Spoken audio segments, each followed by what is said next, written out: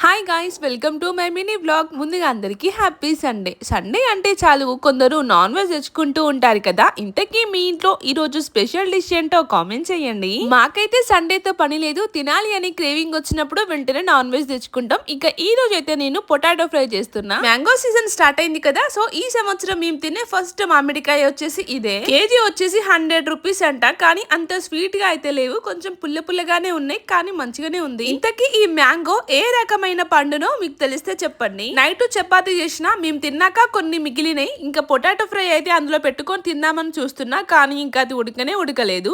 అందుకోసమే ఇలా లైట్ గా బెల్లం తురిమి చపాతీని అలా రోల్ చేసుకొని తింటే టేస్ట్ అయితే సూపర్ గా ఉంది. ఒకటి తినే ప్లేస్ లో ఏకంగా 3-4 తినేసిన. ఈ లోపే నేను ఆర్డర్ పెట్టిన ప్రోడక్ట్ అయితే ఒకటి వచ్చింది.